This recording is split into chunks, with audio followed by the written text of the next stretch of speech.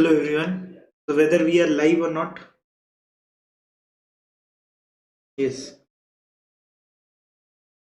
So I assume that I am live. Okay. चलिए start करते हैं.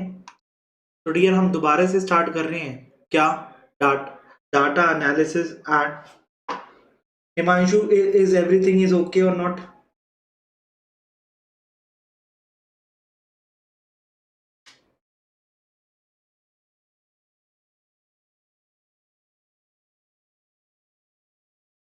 क्या सभी चीजें ठीक हैं?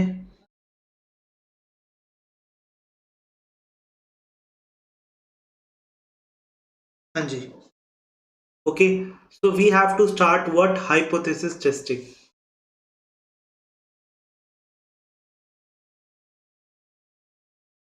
Hypothesis testing. देखिए क्या होता है, इससे पहले हमें पढ़ना पड़ेगा कि सैंपलिंग क्या होता है. ओके. हाइपोथेसिस पढ़ने से पहले हमें पढ़ना पड़ेगा सैंपलिंग का कंसेप्ट. सैंपलिंग क्या है? Okay.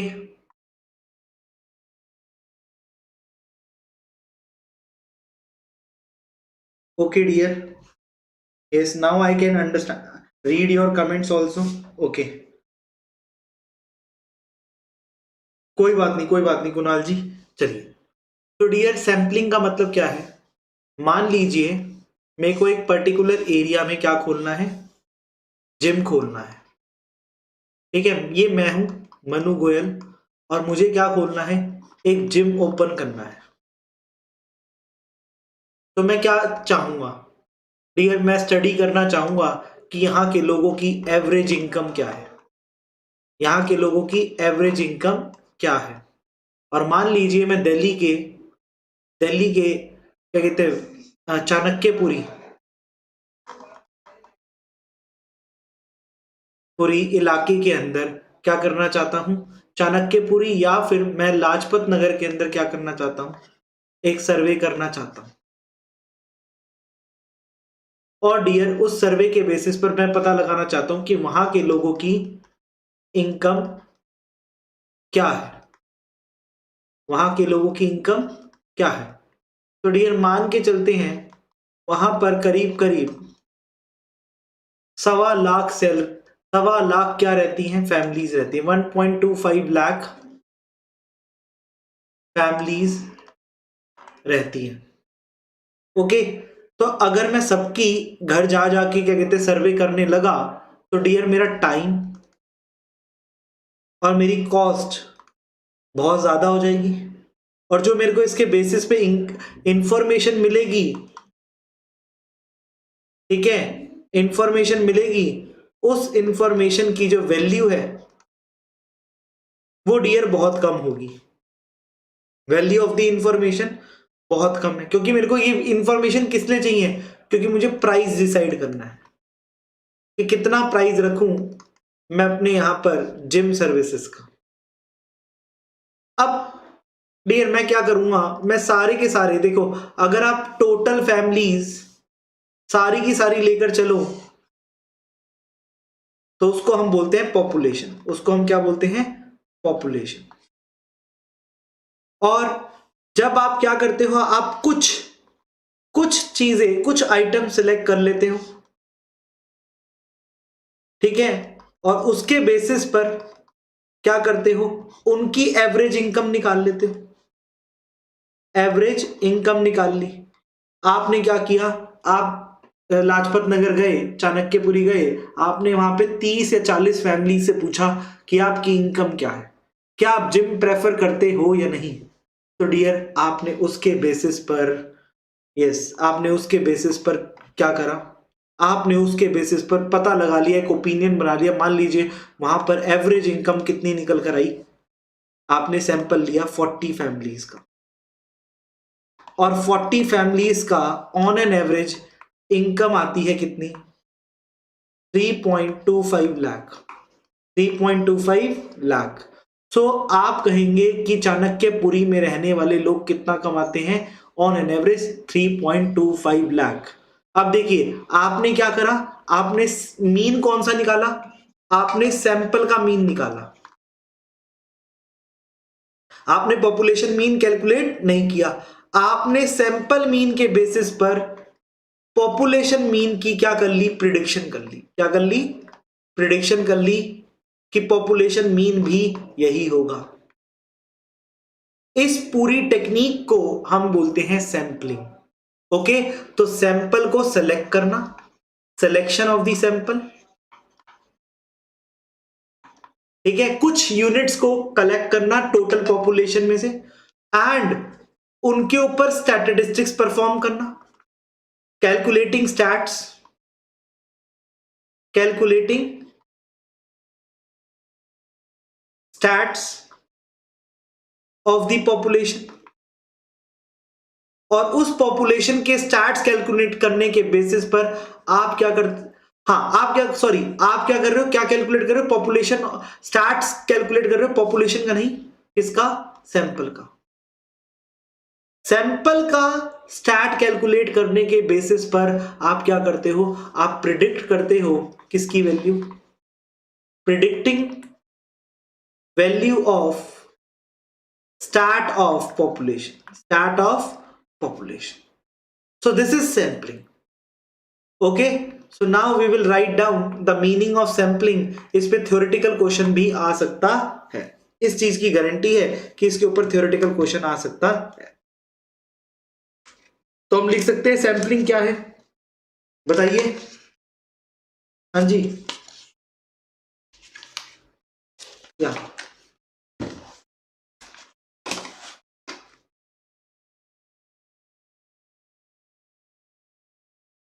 Yes, thank you tech tips. Next आ जाइए, नेक्स्ट हम बात करते हैं किसकी, सैंपलिंग की। तो सबसे पहले हम स्टार्ट करेंगे चैप्टर सैंपलिंग।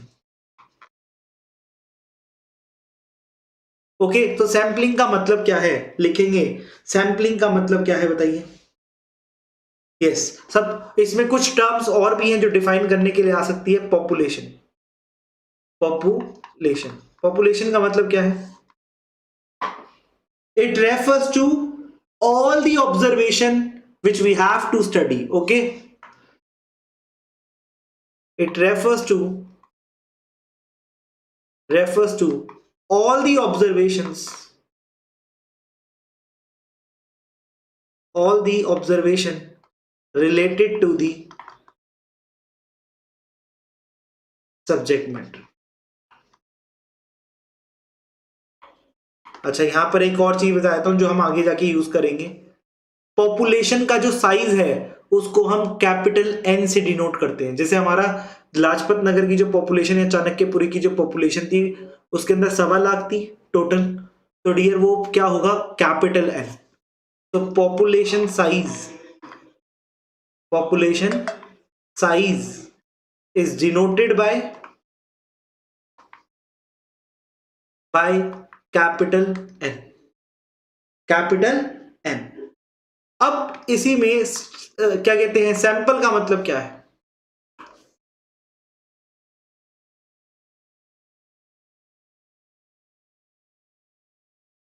सैंपल का मतलब है क्या, यस, सैंपल का मतलब है आप कुछ ऑब्जर्वेशन को, ठीक है, और आप कह सकते हो पॉपुलेशन का ही एक छोटा सा हिस्सा। Okay, so we can say that it is the portion of the population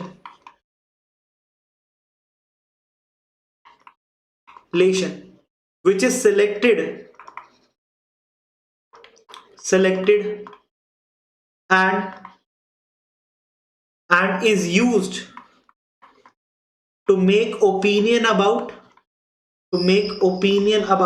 population, अगर मेरे को ये देखना हो कि क्या SOL के MBA स्टूडेंट को, ठीक है, हायर कर लेना चाहिए, क्या उसके पास टेक्निकल स्किल्स हैं, क्या उसके पास थ्योरेटिकल नॉलेज के साथ साथ प्रैक्टिकल स्किल्स हैं, तो डियर मैं क्या करूंगा, मैं सारे के सारे 2100 बच्चों से नहीं पूछूंगा। 2100 जो टोटल स्टूडेंट्स हैं SOL MBA के अंदर, वो क्या हो जाएगा, population N, population size n, पर मैं क्या करूंगा, मैं 40 से 50 बच्चों से पूछ लूंगा और 40 से 50 बच्चों को जो मैं सिलेक्ट करूंगा वो क्या हो जाएगा, सैंपल। तो यहां पे जो सैंपल साइज है it is denoted by small n। Okay, sample size is denoted by small n।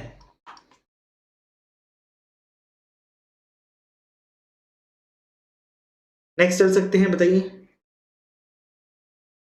Yes, so we can say that sample is a subset of population, it is a subset of population। आती है बात समझ में? तो dear अब एक और बात होती है, एक होता है इन्फ्रेंशियल स्टैट्स, एक क्या होता है, इन्फ्रेंशियल स्टैट्स। इन्फ्रेंशियल स्टैटिस्टिक्स और यू कैन से इन्फ्रेंशियल स्टैट्स। इन्फ्रेंशियल स्टैट्स का मतलब क्या होता है? इन्फ्रेंशियल स्टैट्स का एक तो होता है कि आपने एक्चुअली में कैलकुलेट किया, और एक होता है इन्फ्रेंशियल स्टैट। इन्फ्रेंशियल स्टैट्स का मतलब होता है जो एक्चुअल में नहीं है, वो वैल्यू एक्चुअल में नहीं है, आपने सैंपल के बेसिस पर पॉपुलेशन की वैल्यू कैलकुलेट करी, उस स्टैटिस्टिक्स को हम क्या बोलते हैं, सैंपल स्टैटिस्टिक्स। तो these are the statistics values calculated, okay, for the population on the basis of information from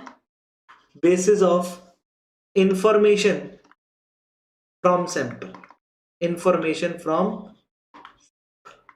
अगर डियर जो मैंने 45 बच्चों का मान लीजिए सैंपल लिया, DU-SOL के 45 बच्चों से पूछा, कुछ सवाल किए, कुछ जवाब किए, और उनके एवरेज मार्क्स इंटरव्यू में 6 आते हैं आउट ऑफ 10, तो मैं कहूंगा कि SOL के जो बच्चे हैं, MBA के स्टूडेंट्स हैं, उनको 60% नॉलेज है, उनको 60% जवाब देना आता है। तो मैंने कुछ सैंपल इंफॉर्मेशन के बेसिस पे पॉपुलेशन के बारे में एक ओपिनियन बना लिया, उसको हम क्या बोलते हैं, इन्फ्रेंशियल स्टैट्स।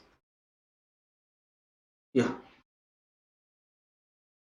यस, बिल्कुल ठीक कह रहे हो हिमांशु। नेक्स्ट आ जाओ। Yes, so why we use sample. Next question आता है, why sampling, why we go for sampling, because we have to save time, we have to save time and other resources,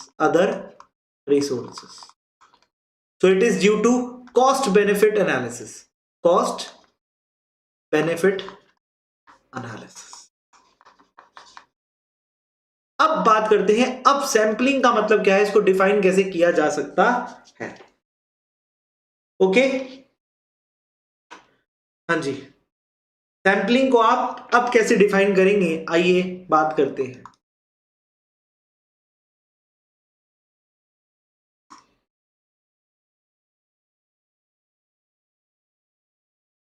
yes,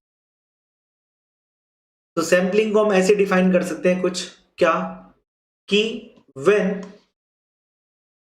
a part of observations from population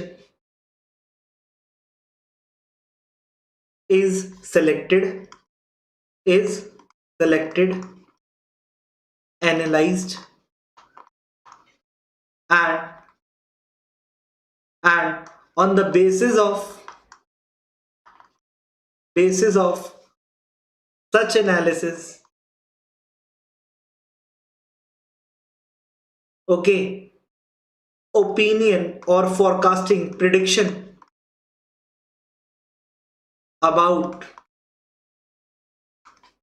value of stat of population is made,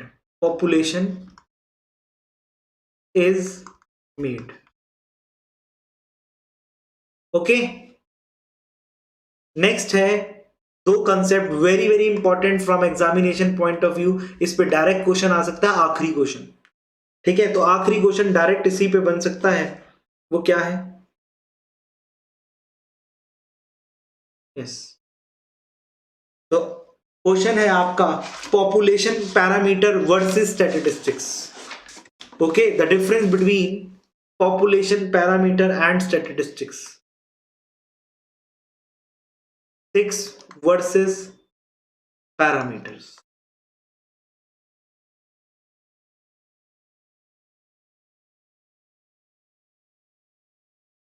okay, so dear, जब भी आप कोई value calculate करेंगे, कोई characteristics calculate करेंगे, किसका? Sample का, तो वो क्या कहलाता है? स्टैटिस्टिक्स। ओके, तो स्टैटिस्टिक्स का मतलब क्या है?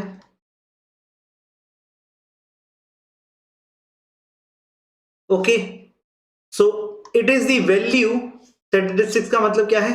It is the value of attribute, value of attribute, attribute मतलब कोई क्वालिटी, जैसे कि मीन हो सकता है, मीडियन हो सकता है, ओके, मोड हो सकता है, स्टैंडर्ड डेविएशन हो सकता है, स्टैंडर्ड डेविएशन हो सकता है, वेरिएंस हो सकता है, etcetera of the sample, of the sample. Okay, that's why it is known as sample statistics. Okay, अब पैरामीटर का मतलब क्या होता है? यस, अब बात करते हैं पैरामीटर का मतलब क्या होता है। पैरामीटर का मतलब है जब आप कोई एट्रीब्यूट की वैल्यू कैलकुलेट करते हैं, किसके लिए? पॉपुलेशन डाटा की। Okay, so it is the value of attribute, it is the value of attribute mean, जो कि क्या हो सकता है? Mean, median, mode, standard deviation, etcetera, okay, of the population, of the population data. It is known as, yes, it is known as parameter. Now you are able to understand or not? So can I say statistics is a characteristics of sample and parameter is a characteristics of population? Okay,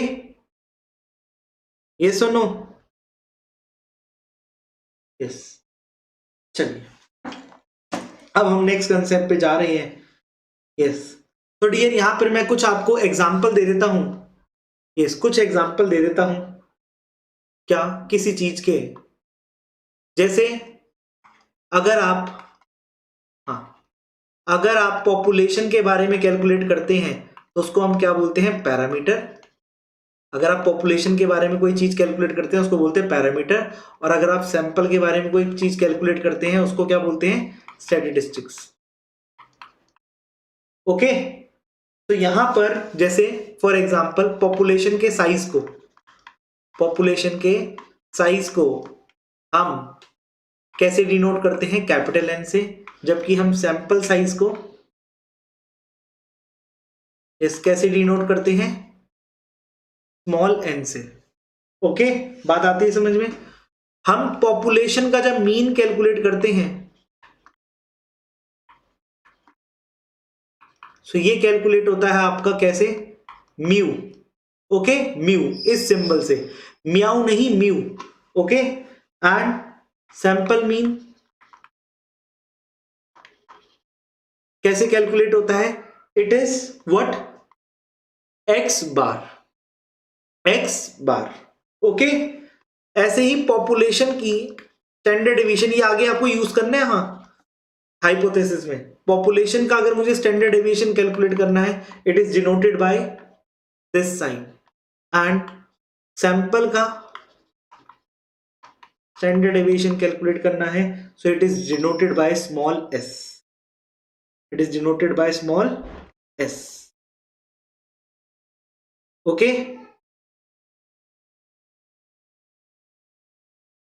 yes, चल सकते हैं आगे। हाँ जी, अब आ जाओ, अब हम करने जा रहे हैं टाइप्स ऑफ सैम्पलिंग। यस, क्या करने जा रहे हैं? Types of sampling. तो आ जाइए टाइप्स ऑफ सैम्पलिंग पर। तो you can write down types और methods of sampling.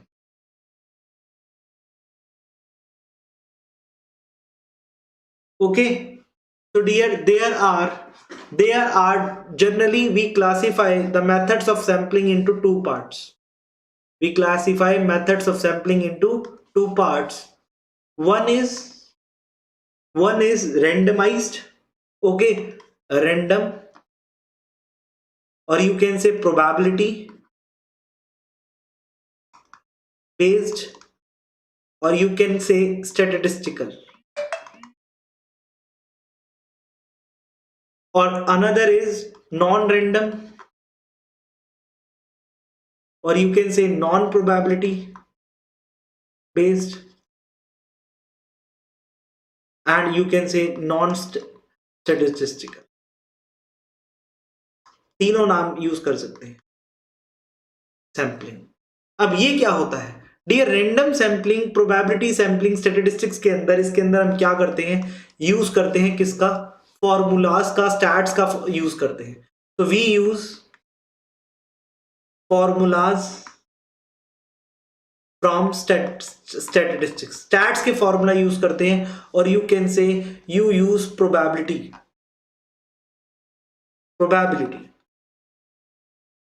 or here we do not use stats or probability methods, probability techniques. तो अगर आप प्रोबेबिलिटी के बेसिस पे स्टैटिस्टिकल फॉर्मूला लगाएंगे तो आपका जो सिलेक्शन होगा, सिलेक्शन क्या होगा? अनबायस्ड होगा। सिलेक्शन क्या होगा? अनबायस्ड, बिना किसी भेदभाव के। पर अगर आप क्या कहते हैं, नॉन रैंडम सैंपलिंग की बात करेंगे तो यहां पर सिलेक्शन क्या होता है? It is biased. Selection is biased. Which one is more suitable? Okay, this gives more relevant information.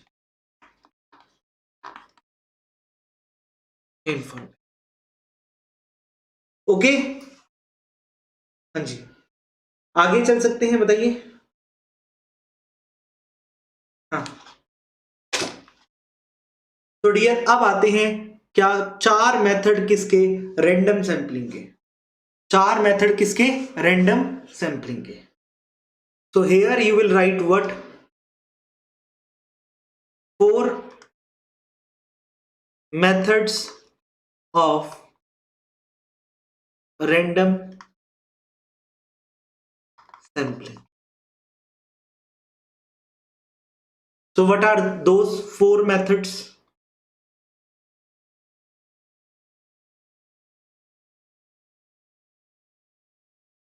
So first is simple random. Okay, next is systematic. Okay, and then you have stratified, and then we have cluster.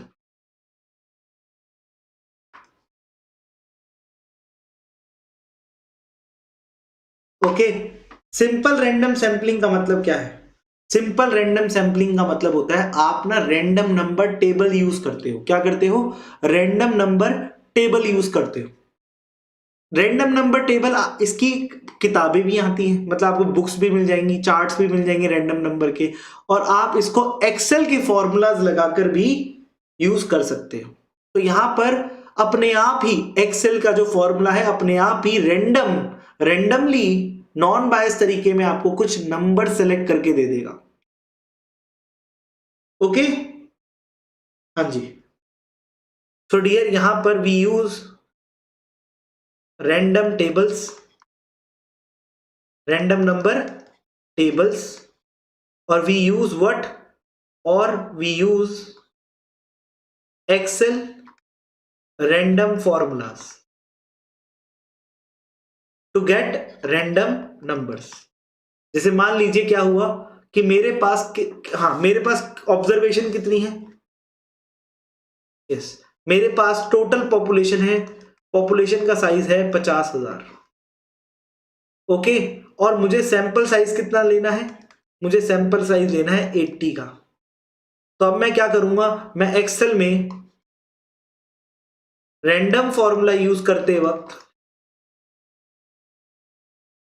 Inputs क्या डालूंगा, input डालूंगा n 50 के और n 80। मेरे पास 50,000 1 से लेके 50,000 तक में मेरे पास कुछ random number 80 random number generate हो जाएंगे 80।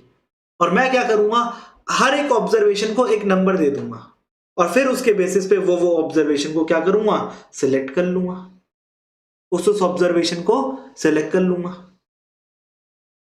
ओके, सो यहां पर फायदा क्या है, यहां पे हर एक ऑब्जर्वेशन का इक्वल चांस होता है सिलेक्शन का। Yes, hear each observation has equal chance of selection. Okay, and it is unbiased. It is unbiased. Okay, are you getting the concept or not? Next is systematic sampling. Next is what? Systematic sampling. What is systematic sampling? Systematic sampling के अंदर हम क्या करते हैं, हम पहले देखते हैं n मान लीजिए हमारा क्या है 50,000, और यस हमारा स्मॉल n कितना है, हमारा स्मॉल n है मान लीजिए 200, हमें 200 वैल्यूज सेलेक्ट करनी है। तो हम क्या करेंगे, हम n को डिवाइड कर देंगे किससे, मान लो हमें सैंपल कितना सेलेक्ट करना है 201, सॉरी 200 से हमें n कितना सेलेक्ट करना है 200। तो हम क्या करेंगे, हम टोटल को डिवाइड कर देंगे किससे, n से। तो 50,000 divided by 200 is what we get, 50,000 divided by 200 is 250। अब हम क्या करेंगे, फर्स्ट ऑब्जर्वेशन कुछ भी ले लेंगे, first observation would be random. For example, first observation is 26. अब हम क्या करेंगे, ये जो नंबर आया था 250, ये सब में ऐड करते चले जाएंगे। We will add 250 to all the, we will add 250 successively। तो हमारे पास क्या आ जाएगा, नेक्स्ट आ जाएगा 276, नेक्स्ट आ जाएगा हमारे पास 526, फिर आ जाएगा हमारे पास ऐसे 250 ऐड करते चलेंगे 776। तो this is systematic random sampling. तो फर्स्ट नंबर आपका क्या होगा, रैंडम होगा, और फिर आप क्या करेंगे, एक सिस्टम से चलेंगे। तो आपके पास ऐसे करके 50,000 तक वैल्यू भी कवर हो जाएगी और आपके पास 200 नंबर भी निकल आएंगे। नेक्स्ट होता है कि स्ट्रेटिफाइड। डियर, सबसे पहले मैं आपको बताता हूं स्ट्रेटा क्या होता है। यस, स्ट्रेटा एक तरीके का ग्रुप होता है। It is a group of observations. Okay, observations having same features, ठीक है। तो जनरली क्या होता है कि जो पॉपुलेशन होती है डियर, उसके अंदर वेराइटी होती है। क्या होती है, पॉपुलेशन के अंदर क्या होती है, वेराइटी होती है। जैसे अगर मैं बात करूं, ठीक है, कि मुझे कोई पर्टिकुलर एफएमसीजी प्रोडक्ट लॉन्च करना है, तो क्या मेरा वो प्रोडक्ट लोग लाइक करेंगे या नहीं करेंगे। तो इसके लिए मैं सैंपल बनाऊंगा, सैंपल इंफॉर्मेशन से डाटा कलेक्ट करूंगा। अब मैं क्या करूंगा, वो सैंपल लूंगा कैसे, यस, मैं क्या करूंगा, मान लीजिए एज के बेसिस पर, मैं एज के बेसिस पे बांट देता हूं। मान लीजिए टोटल एन कितना है मेरा, 50,000। टोटल एन कितना है, 50,000। ठीक है। अब मैंने देखा एज ग्रुप, मैंने बांटा एज ग्रुप कैसे, 8 साल से लेकर 19 साल तक। फिर मैंने एज बांटा कितना, ग्रुप, नेक्स्ट ग्रुप क्या हो जाएगा, यस नेक्स्ट हो जाएगा एज ग्रुप 20 से लेकर 35 तक। नेक्स्ट मैंने बांटा, यस 36 टू 55 एंड अबव 55। और मैंने देखा क्या कि यहां पर कितनी पॉपुलेशन है, 12,000, 8 से 19 साल की, आउट ऑफ 50,000। ओके, यहां पर कितनी है, 18,000। और यहां पर, हाँ यहां पर 8,000। और यहां पे, यस यहां पे मान के चलते हैं 9,000 है। और यहां पे है 11,000। अब मुझे कितना सेलेक्ट करना है, मुझे सेलेक्ट करना है कितना, 200। तो डियर मैं क्या करूंगा, रैंडम तरीके से मैं प्रोपोर्शनेटली सेलेक्ट करूंगा। मैं क्या करूंगा, प्रोपोर्शनेटली, मतलब मुझे 200 सेलेक्ट करनी है, तो एज ग्रुप 8 और 19 में से कितने सेलेक्ट करूंगा, जितने ये नंबर है, कितने हैं, 12, आउट ऑफ टोटल कितना है, 50। तो I will select how much, I will select 48 observation from age group this. From this age group we will select how much, 200 into 18 divided by 50, that is 72।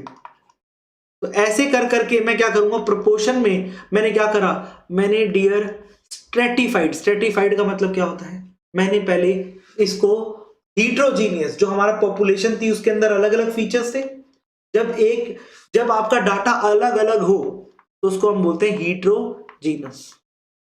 और हमने उस हीट्रोजीनस data को किस में डाल दिया, होमोजीनस ग्रुप्स के अंदर। किसके अंदर, होमोजीनस ग्रुप्स के अंदर। और जो स्ट्राटा होता है उसके अंदर पॉपुलेशन कैसी होती है, इट इज होमोजीनस। और फिर हमने क्या करा, उसके बाद सैंपल सेलेक्ट किए, तो dear that sampling is known as stratified sampling.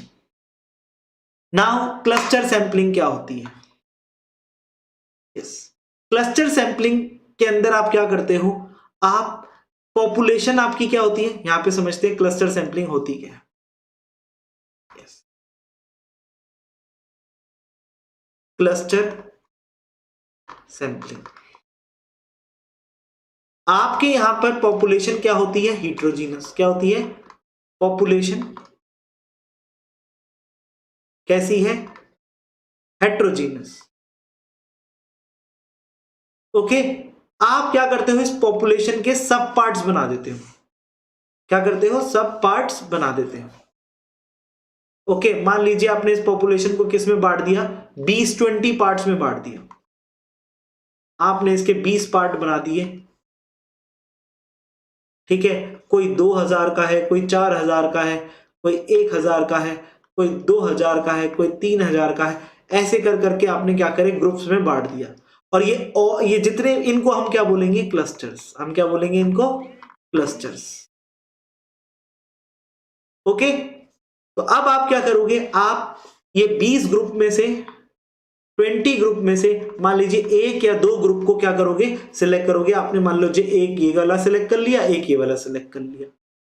So cluster क्या होते हैं, क्लस्टर के अंदर भी जो डाटा होता है वो क्या होता है, हीट्रोजेनस। स्ट्रेटिफाइड में आप होमोजीनियस बेसिस पे बांटते हो, और इसमें क्या कहते हैं, क्लस्टर सैंपलिंग में, यस हीट्रोजीनस ही रहता है। बात आती है समझ में, हाँ जी। नेक्स्ट पे चल सकते हैं, बताइए। नेक्स्ट है आपका क्या, yes non randomise sampling. Non randomise sampling, okay. Next हमारी टेक्निक कौन सी है, non randomise sampling. These are 4 methods of random sampling.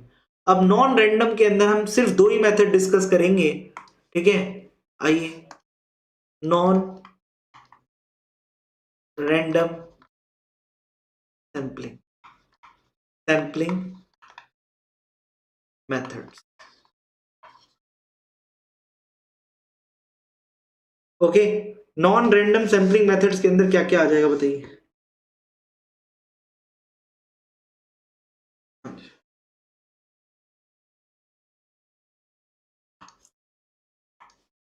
Non random sampling method के अंदर हम मेनली दो कवर कर रहे हैं। One is convenience sampling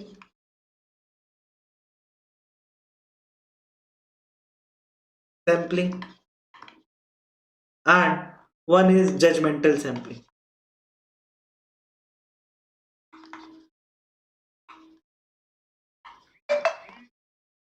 okay, अब डियर इसके अंदर क्या होता है, इस ये ना थोड़े अनबाइज्ड होते हैं, ठीक है।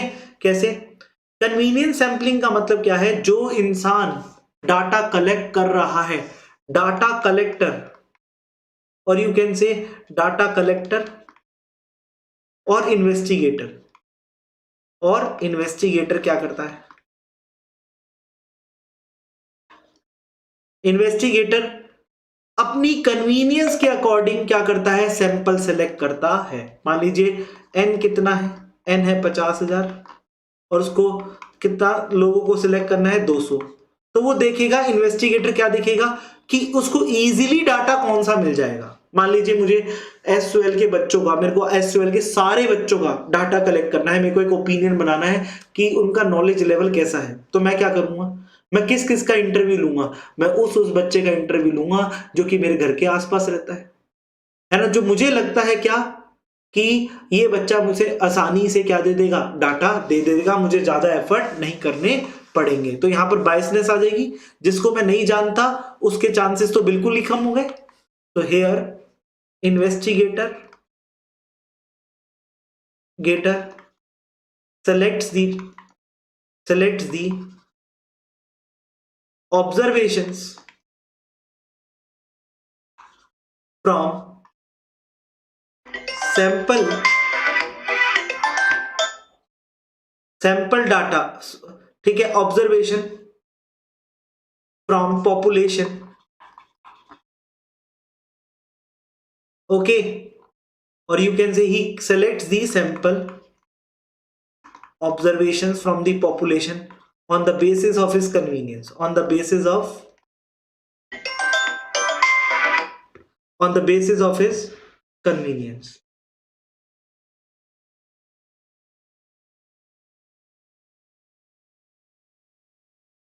ओके, जजमेंट सैंपलिंग के अंदर क्या होता है, जजमेंट सैंपलिंग के अंदर वो अपनी कन्वीनियंस नहीं देखता, वो अपना ओपिनियन बनाता है कि अगर हम इसको ले लेंगे, सिलेक्ट कर लेंगे तो ये पॉपुलेशन का रिप्रेजेंटेटिव होगा। तो मैं क्या करूंगा, मेरे को अगर पूरी एसक्यूएल के बारे में, बच्चों के बारे में ओपिनियन बनाना है, तो मैं क्या करूंगा, मैं अपनी जजमेंट लगाऊंगा। मेरे को लगता है अच्छा वो बच्चे को ले लेना चाहिए, इस स्टूडेंट को लेना चाहिए, इस स्टूडेंट को ले लेना चाहिए, तो वो मेरी खुद की जजमेंट है, मेरी खुद की क्या है, बायसनेस। ओके, तो here investigator selects the sample data on the basis of his own personal judgment as a representative of sample।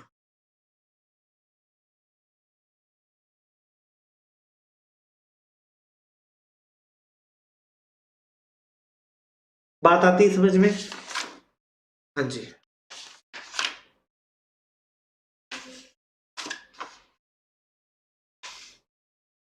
Okay.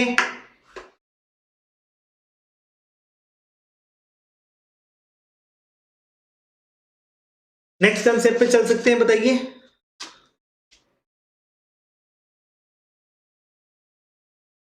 हाँ जी, नेक्स्ट कंसेप्ट पे चल सकते हैं।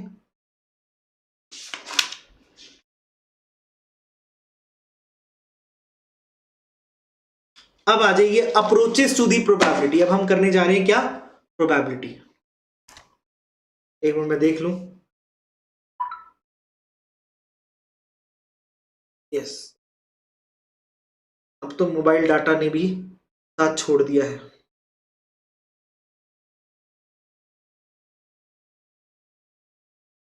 चलिए आगे चलते हैं, क्या प्रोबेबिलिटी कर लेते हैं।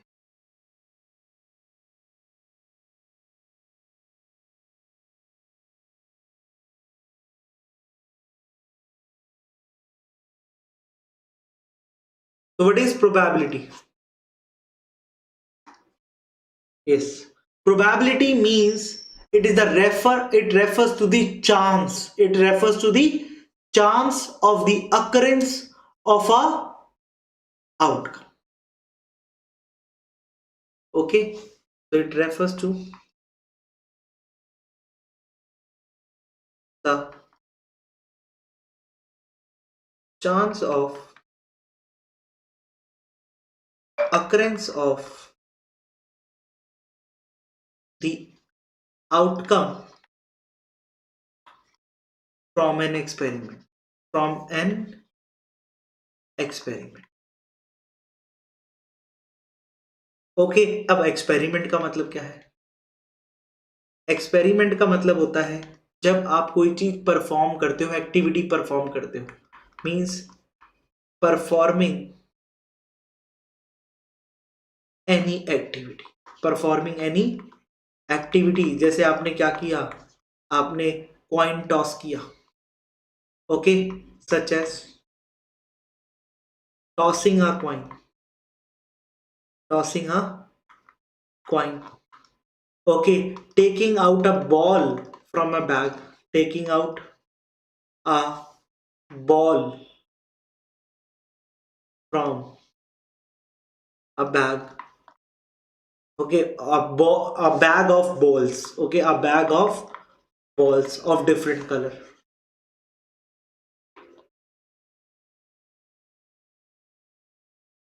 or you can say taking a card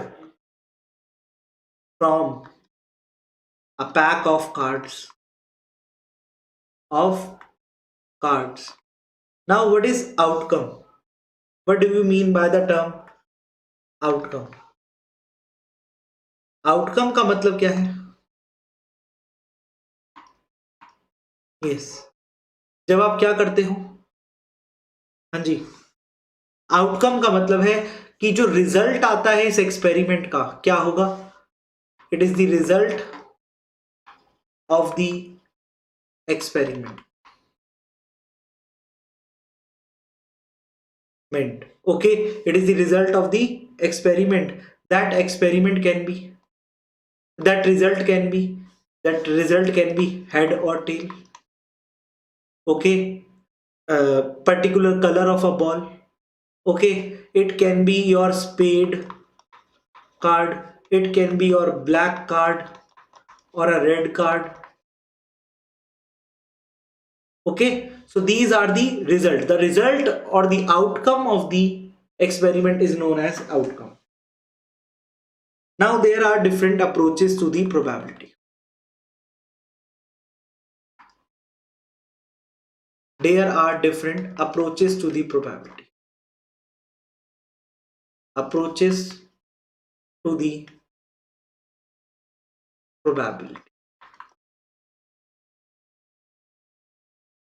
What are those approaches? Yes. So dear, over a period of time, these approaches are developed. ये जो approaches हैं, ये धीरे धीरे वक्त के अनुसार डेवलप होती गई। तो सबसे पहली है classical approach. Classical approach, okay. तो क्लासिकल अप्रोच कहती क्या है, इसके बारे में पढ़ते हैं। यस, मैं कहूंगा this approach is the oldest one. सबसे पुरानी यही है, सबसे ज्यादा ट्रेडिशनल यही है, ठीक है। सो इट इज ओरिजिनेटेड, इसका ओरिजिन कहां से हुआ है? Game of chance. ये किस पे डिपेंडेंट है? ये गेम ऑफ चांस पे डिपेंडेंट है। yes.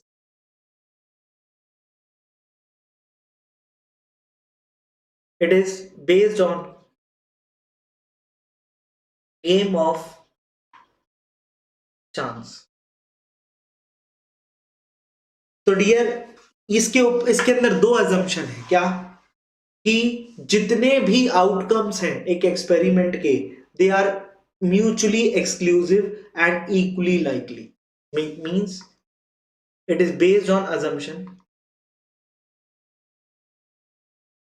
दैट ऑल आउटकम्स, सारे के सारे outcomes all the outcomes of an event, of an experiment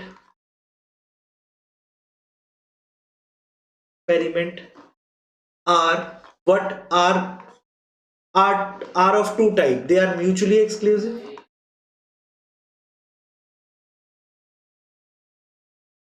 and they are equally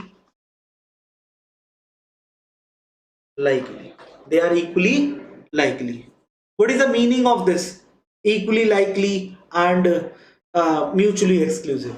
Mutually exclusive का मतलब क्या है? That they cannot, two outcomes cannot occur simultaneously. Two outcomes cannot occur simultaneously. जैसे कि हिमांशु मेरी क्लास में या तो प्रेजेंट हो सकता है या एब्सेंट हो सकता है, दोनों नहीं हो सकता। ठीक है, ऐसे ही अगर मैं बात करूं क्या, कि अगर मैं कोई कॉइन टॉस करता हूं तो हेड, उसके दो आउटकम है। कॉइन टॉस करना एक एक्सपेरिमेंट है, उसके दो आउटकम है, क्या, हेड और टेल। तो अगर हेड आ गया तो टेल नहीं आएगा, टेल आ गया तो हेड नहीं आएगा। Means occurrence of one indicates non occurrence of the other, और दोनों एक साथ नहीं हो सकते। Occurrence of one indicates non occurrence of others, non occurrence of others. Equally likely का मतलब क्या है? इक्वली लाइकली का मतलब है कि हर एक आउटकम की जो प्रोबेबिलिटी है वो सेम है। मींस प्रोबेबिलिटी, ओके, प्रोबेबिलिटी और chance of each outcome is equal, जैसे मान लीजिए मैं क्या करता हूं, एक डाइस रोल करता हूं। डाइस रोल करने पर 1 आता है, 2 आता है, 3 आ सकता है, 4 आ सकता है, 5 आ सकता है, 6 आ सकता है। These are the outcomes. These can be the outcomes. So what is the probability of getting 1? 1 आने की प्रोबेबिलिटी 1/6 है, 2 आने की प्रोबेबिलिटी 1/6 है, 3 आने की प्रोबेबिलिटी कितनी है, 1/6, और 4 आने की, 5 आने की, 6 आने की, सबकी 1/6। सो दे आर इक्वली लाइकली। तो यहां पर ये क्लासिकल अप्रोच में हम प्रोबेबिलिटी कैसे निकालते हैं, जो हम फॉर्मूला यूज करते थे ना सीबीएसई में, वो इस पे डिपेंडेंट था।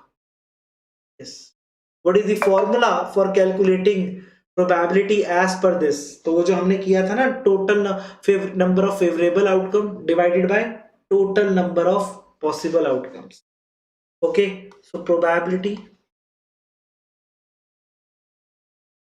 Of an event. अच्छा, यहां पे मैंने आपको इवेंट का मतलब नहीं बताया। Event, it can be a single outcome और a collection of outcome. Single outcome और collection of outcomes. Okay, suppose we are tossing a coin, in that case मेरा हेड आ सकता है या टेल आ सकता है, हेड और टेल। तो हेड आना एक इवेंट है, एक आउटकम भी है और एक इवेंट भी है। टेल आना एक इवेंट भी है, यहां पर हमारा सिंगल आउटकम ही इवेंट बन जाएगा। पर अगर मैंने एक डाइस रोल करा, ठीक है, तो उसमें 1 2 3 4 5 6 1 2 3 4 5 6, they all are 6 events. But if I से ऑड आ जाए, ऑड, तो ऑड भी क्या है, एक इवेंट है, और ऑड के अंदर एक से ज्यादा आउटकम होंगे, है ना। इस वाले इवेंट के अंदर एक से ज्यादा आउटकम होंगे, कौन कौन से, 1 3 एंड 5। ऐसे ही, यस, ऐसे ही इवन आना, इवन आने के अंदर कितने हैं, एक से ज्यादा आउटकम है, कौन कौन से, 2 4 6। तो डियर, हम जब प्रोबेबिलिटी आउटकम की नहीं निकालते, हम निकालते हैं प्रोबेबिलिटी इवेंट की, और इवेंट के हम अंदर हम देखते हैं हम किसकी प्रोबेबिलिटी निकालना चाहते हैं, तो उस इवेंट को हम बोलते हैं फेवरेबल इवेंट। तो प्रोबेबिलिटी ऑफ एन, और you can say probability of favourable event is equal to number of, okay, possible favourable outcomes divided by number of total possible outcomes।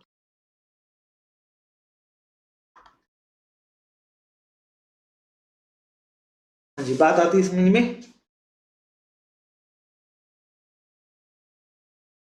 Yes. Next चलिए, हाँ जी, next है हमारे पास, हाँ, relative frequency approach, relative frequency approach. Next approach है, यहां पर ही लिख लेते हैं,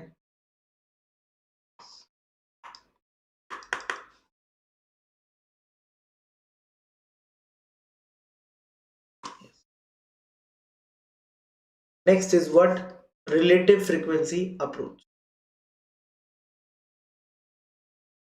रिलेटिव फ्रीक्वेंसी अप्रोच। अब ये है क्या रिलेटिव फ्रीक्वेंसी अप्रोच, आइए समझते हैं। Relative frequency approach,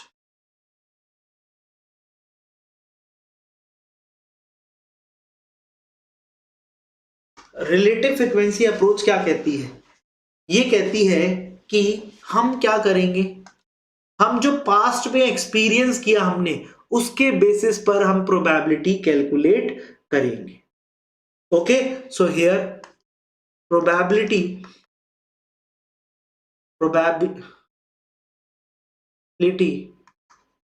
is calculated on the basis of okay, statistical data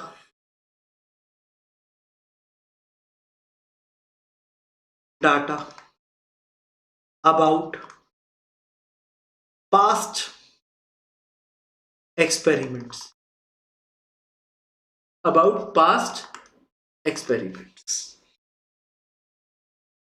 okay.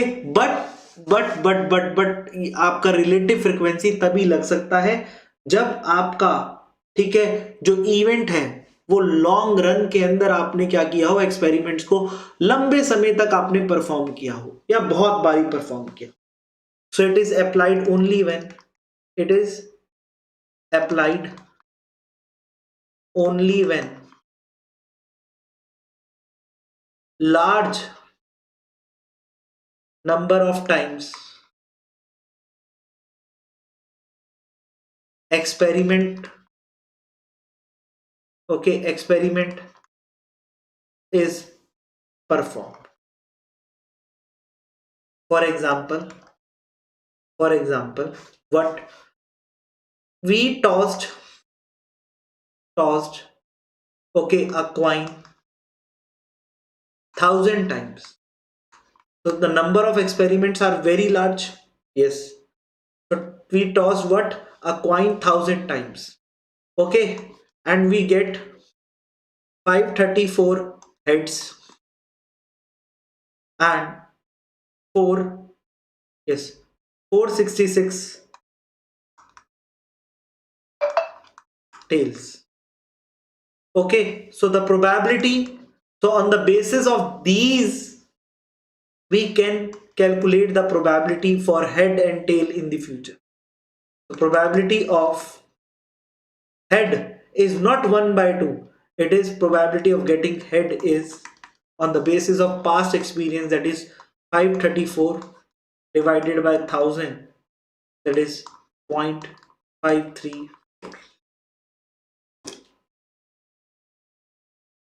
Okay. So dear, it is generally used in where? It is generally used in insurance sector. It is generally used in insurance sector. तो जब भी कोई insurance company insurance बेचती है तो वही देखती है पास्ट में कितने क्लेम्स आए थे, पास्ट में उसके कितने कस्टमर्स ने इंश्योरेंस क्लेम के लिए डाला था. उसके बेसिस पे वो सम एश्योर्ड डिसाइड करते हैं और इंश्योरेंस प्रीमियम डिसाइड करते हैं. बात आती है समझ में? हाँ जी.